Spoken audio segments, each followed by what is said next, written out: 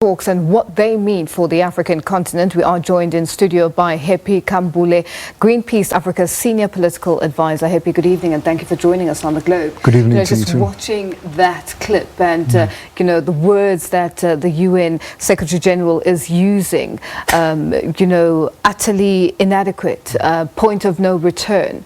What does this all mean? This means that we're starting to see a shift in the language of the Bureau, at least in the UNFCCC and within the United Nations. The Secretary General, as well as, in this case, the Secretariat of the UNFCCC, are starting to put a hard line on the issues that need to be resolved. And the key issue here is the ambition that is lacking from countries to reduce their emissions. Traditionally, the Secretary General, even the Secretariat, will be very nice about getting countries to cooperate, countries to think about and encourage, but this time it's a language that's basically saying where we are going is not a place which will be good. Where we are going is a place which will create a lot more problems than what we are facing right now.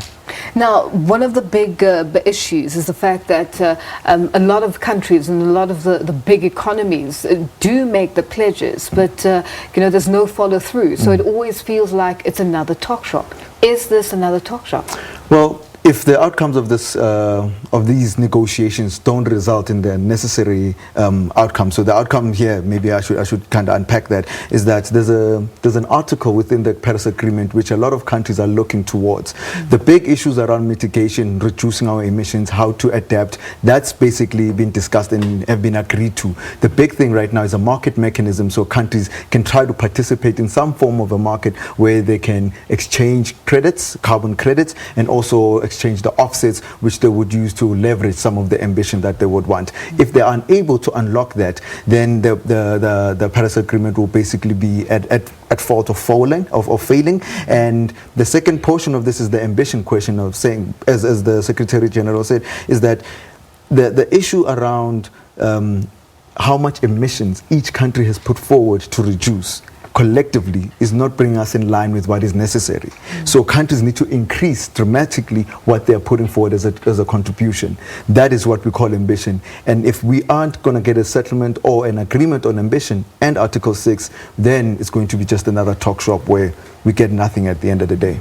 Now, we were chatting just before going on air with regards to the pledges and no, time frames or deadlines or, a structure where you make a pledge and you make that commitment and it's seen through to the end. Then we have countries like the US, one of the biggest emitters, who've basically walked away from the climate summit. And then another big emitter is China.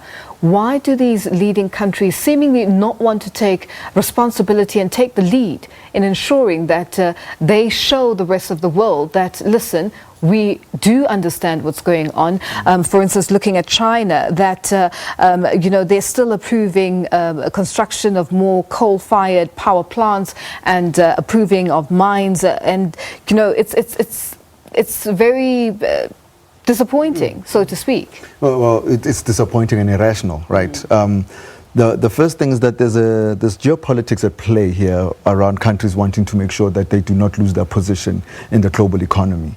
And the traditional way of doing things is the way they're going to continue doing things in the face of climate change. The second part of this is that as much as the United States is stepping out of the Paris Agreement or has stepped out of the Paris Agreement, the local municipalities, the federal states, as well as the companies within there are saying that they're going to continue.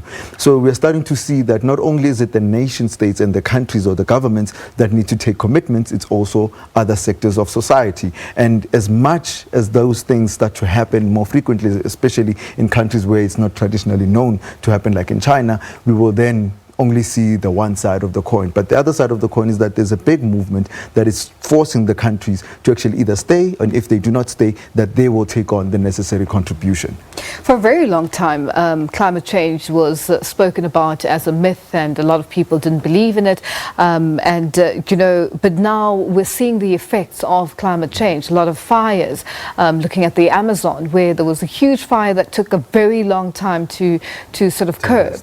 There's always fires in the US, and now on the African continent there's floods and more floods, and people are losing their lives and properties. how does the impact of what we're seeing and the world itself, the global economies, are they not seeing this from the layman's eye? Well, that's a question which we're starting to grapple with, is that the way in which most decision makers are starting to see this question is that how much impact does it have on the GDP? How much does it reduce growth and productivity? But what they're not seeing is the human cost, is the cost to lives that have been lost, and also the cost to people who don't have insurance. I mean, not so long ago we had a couple of cyclones that hit Mozambique and the region on that side, and then we have sporadic and multiple tornadoes happening, at least in our country as well as a territory. But the link between it being climate change and it being an extreme weather event is only going to be found out later, after the fact. But when it's happening, what we are seeing is that the cost benefit is on what is it costing the economy and not people. But the reverse side of this is that with literature coming out and showing all these diverse and all these frequent weather events, is that the cost to the economy is a lot, yes, but you need to reduce your emissions. And whilst you reduce your emissions and increase the adaptive capacity of people, ordinary people, what you start to do is you actually increase your economy and the diversity of the economy. So there is complementary literature out there that is proving that, well, if you do act on climate change, you're actually building a strong and robust economy. What is Greenpeace Africa hoping is going to come out of the summit? Well, what we're hoping for is that we get a decision on ambition, that all countries are going to say that they're increasing their ambition, particularly South Africa and countries like South Africa and those developed countries where you are in the top 20 of the world's biggest emitters. You have to say that, look, what we've put forward is not enough. We're going to peak our emissions earlier.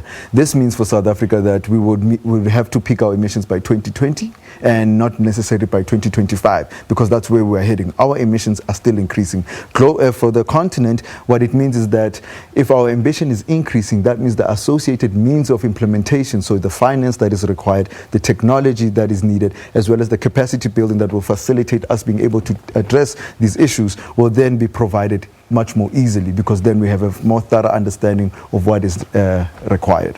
Now, Happy, let's speak about the fact that, as you mentioned, we touched on the UN Secretariat now being more vocal and more aggressive in terms of the vocabulary that is being used. Do you think that these countries are going to heed the call? Without the domestic political pressure, I don't think it will happen. I mean, this is not the first time the UN Secretary General has said this. I mean, in UNGA in September, he said something similar. And in May, he made a call and actually a plea and begged the countries to stop financing coal. And that has just continued. So there's maybe a tension to say that if the domestic pressure is not enough, at least politically, then there might not be anything that happens. Because at the same time, I mean, in our case, we still have to wrestle with the issues of unemployment, inequality, and poverty. And whilst addressing climate change, if you see it as something that is not complementary to addressing those, we're not going to change anything. So it has to be that domestic pressure has to come to our leaders who are at the COP negotiations and force them to actually heed that call.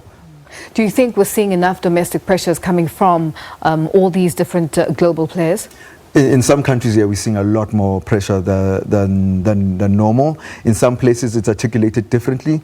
I think what we've seen in South America is that we've seen that it's also an amalgamation of other issues that are starting to play. I mean, in France, for not so long ago, there was a yellow vest protest, and then and now in Germany, there's something similar that is happening. There's versions of different types of what we would call rebellions, as well as protests and actions that are forcing governments, including what the school strikers have been able to do also in our own continent, where local leaders, young youth leaders, are pushing the bandwidth and the envelope to say this is nonsense, that we're still continuing the same way, and yet we're making big commitments, and those commitments are not even big enough either, and we're not actually addressing the reality. If our political situation doesn't change to recognize climate change, then that means this whole process rather is illegitimate. What needs to be done with regards to the pledges that a lot of countries are going to be making, as we've seen over the years? You make a pledge. How do we ensure that you live up to that pledge, and ensuring that the deliverables are met in terms of what is required?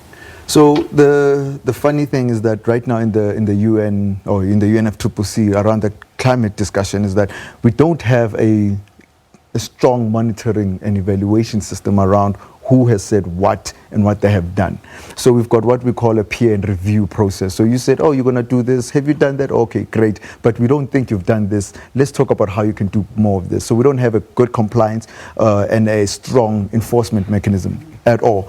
Part of the trade-off was that there is no enforcement mechanism that is designed within the Paris Agreement. But isn't that one of the big problems? That is one of the big problems, but I guess it's also the situation that at the time the agreement was really structured around having the US to sign and to accede to the agreement, because we wanted the US to be part of the agreement as a global community. So in order for us to make sure that these pledges, particularly the financial pledges, are actually done, is that we need to inundate the people who are the ones who put forward the pledges to say these are the projects that are necessary, and then we need to use our obviously development agencies to start to harness some of that finance. And when that finance is harnessed, it shouldn't always be blended, because some of the things that are starting to happen is that we've got more blended finance than we do have development or climate specific type of finance. So the issue then becomes, how do we account for all of that? So these are part of the discussions that they need to finalize in this negotiation.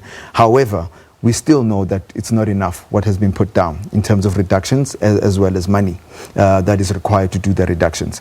What has been put forward as well by other countries is that there should be South-South cooperation, where a country like China can support a country like Lesotho, a country like South Africa, in order to reduce its emissions. But that comes with trade-offs. That comes with other things that we don't necessarily are privy to, or we have in a situation like this, South Africa supporting another country or Brazil supporting another country. Well, it is a developing story. The next 2 weeks, intense negotiations take place, and we'll be watching very closely. Thank you so much for joining us. Thank you for having me. That was Happy Khambule, Greenpeace Africa's Senior Political Advisor, joining us live in studio. Time now for a quick break. More news in return.